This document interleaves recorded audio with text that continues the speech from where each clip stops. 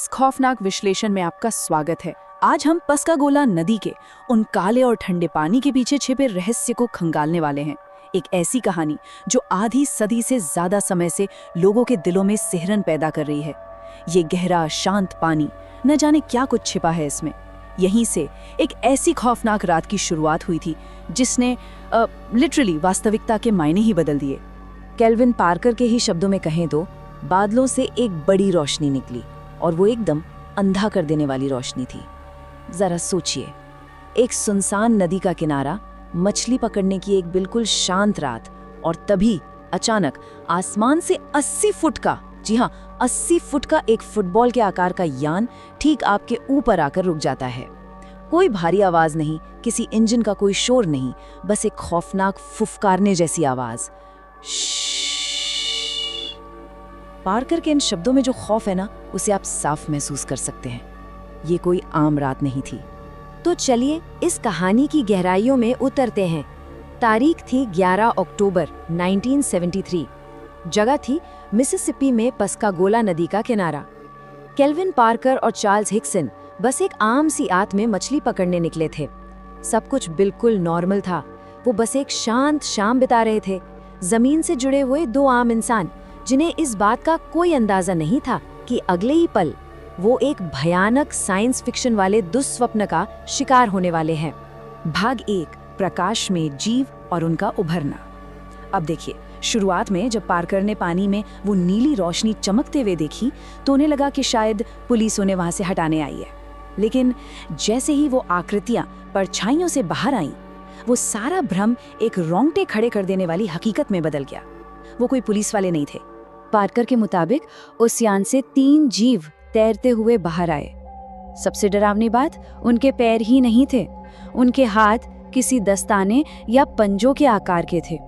एक जीव तो बिना गर्दन का और बिल्कुल स्लेटी रंग का था, जबकि दूसरा कुछ हद तक स्त्री जैसा लग रहा था। ये 5 फुट लंबे, बिना पैर के, हवा में तैरने वाले अमानवीय जीव थे।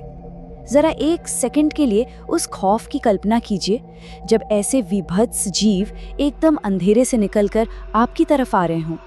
इस पूरे वाकये की जो सबसे अजीब बात है वो ये कि इन जीवों ने उनके शरीर और दिमाग पर कैसे कंट्रोल किया। एक तरफ जब एक जीव ने पार्कर की गर्दन पर हाथ रखा तो उनका स्वाभाविक डर अचानक से मानो गायब हो गया। पार्कर को ऐसा लगा जैसे उन्हें शांत करने के लिए कुछ इंजेक्ट किया गया हो। वो सुन्न हो गए और बिना किसी विरोध के बस उनके साथ चलते गए। वहीं दूसरी ओर हिक्सन का अनुभव भी उतना ही डरावना था। वो पूरी तरह लकवाग्रस्त महसूस कर रहे थे, हवा में तैर रहे थे और उन खौफनाक जीवों से घिरे हुए थे। भाग 2, एलियन यान के अंदर और वो खौफनाक परीक्षण।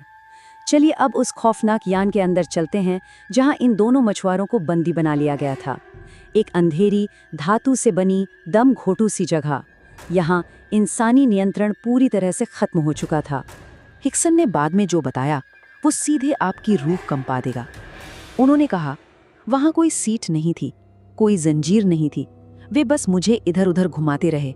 मैं उनका विरोध ही नहीं कर सका। जरा सोच कर देखिए, पूरी तरह से लकवाग्रस्त होना, ना कोई दर्द, ना कोई संवेदना, बस हवा में तैरना और अपनी मर्जी के खिलाफ कुछ अनजान डरावनी ताकतों के हाथों की कठपुतली बन जाना। सच कहूं तो ये बेबसी का सबसे खौफनाक रूप है। और फिर हिक्सन के सामने एक ऐसी चीज आई जिसने डर की सारी हदें पार कर दी। एक खौफनाक मशीन जो एक विशाल चमकती हुई आंख जैसी दिखती थी। और नहीं, ये कोई असली या जैविक आंख नहीं थी, बल्कि एक यांत्रिक उपकरण था जो उनके पूरे शरीर की एक एक इंच की बारीकी से जांच कर रहा था। उस घुप अंधेरे कमरे में, उस चमकती हुई यांत्रिक आंख के ठीक सामने हिक्सन उन 5 फुट के अमानवीय जीवों से घिरे पड़े थे।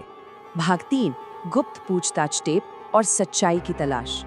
इस भयानक घटना के बाद वो दोनों अचानक खुद को वापस उसी नदी के किनारे पाते हैं, जैसे मानो कुछ हुआ ही ना हो। खौफ से कांपते हुए वो सीधे जैक्सन काउंटी शेरिफ के ऑफिस भागे। वहां उन्होंने कैप्टन ग्लेन राइडर और शेरिफ फ्रेड डायमंड को अपनी पूरी आपबीती सुनाई। लेकिन जाहिर सी बात है, पुलिस को उन पर बिल्कुल विश्वास नहीं हुआ। कैप्टन राइडर को पक्का यकीन था कि ये दोनों सफेद झूठ बोल रहे हैं, इसलिए उन्होंने एक मनोवैज्ञानिक जाल बिछाया। उन्होंने दोनों से पूछताछ की और फिर वे जानबूझकर कमरे से बाहर चले गए।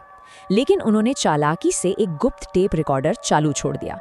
उनका सीधा सा मकसद था इन दोनों को झूठ बोलते हुए रंगे हाथों पकड़ना। लेकिन उस टेप में जो रिकॉर्ड हुआ ना, उसने पुलिस के होश ही उड़ा दिए।